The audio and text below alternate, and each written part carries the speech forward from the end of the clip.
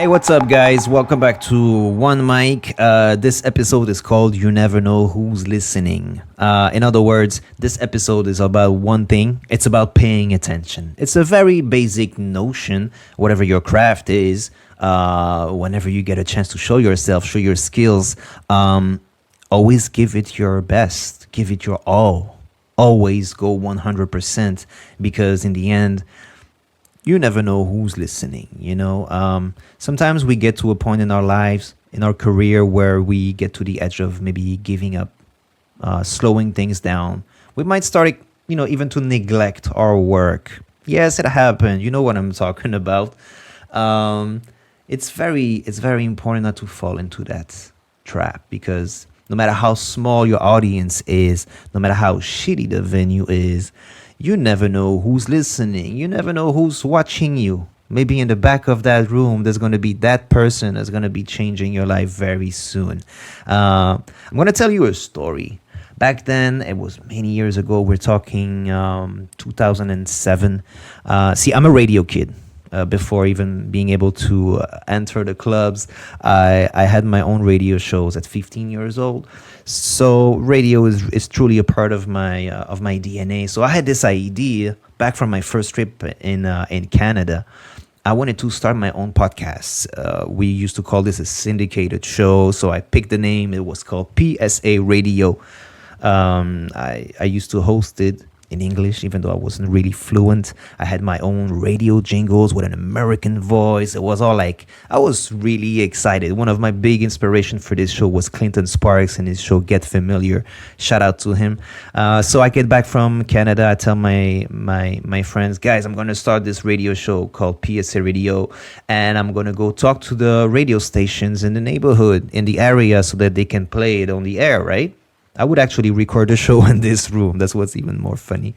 So I get there, get to most radio stations, which of course rejected me, turned me down. The show is, you talk too much. The music is too new. Yeah, the point of the show was to play new music first. As soon as it dropped, it would be on PSA Radio. So the Belgian radio stations, it didn't really resonate with them, so they basically turned me down. I thought to myself, oh shit, this is a big fail. So eventually I was like, okay, you know what, I might as well just go all the way to the summer and then wrap it up after the first season and call it a day. But then, and that's what's funny, interesting, keep in mind, we didn't have many social media back then. There was no Instagram, Facebook, no TikTok, of course. The only tool we had to work with was MySpace. Yes, remember MySpace? Well, this was that time where I just get there, this kid from Brussels with a 60-minute mix show called PSA Radio. And here I am getting emails from Canada, Japan, the UK, Hungary. And I'm like, what? Really? People are listening? I even remember one day DJ Snake calling me up like, yo, I'm tired of hearing your voice. Everyone's playing PSA Radio in their cars in his neighborhood. So I was like, whoa, shit. Even more crazy, I get radio stations from abroad contacting me like, hey, we'd like to air your show here on our broadcast in the States and stuff. I'm like, really? Remember how Belgian radio stations turned me down back then? And now I'm talking with people from Japan, having my show broadcasting in the States. And I'm like, this is really crazy. Never expected that to happen. On top of that, I start to see fellow DJs starting their own podcast, which made me even more proud. I was like, yo, the culture is expanding. It's so awesome to see the guys doing the same thing, and this thing is just getting better. Are those the new mixtapes? Anyways, I start making more connections, growing my international network. I got more and more gigs outside of Belgium too. Very, very important.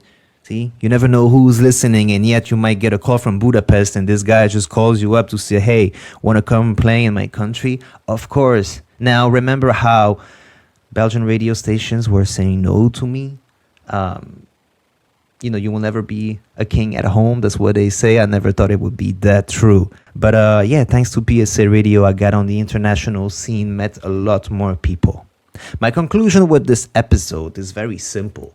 Never, never never underestimate the crowd that you're playing for, the audience that's listening to you, no matter how small it is.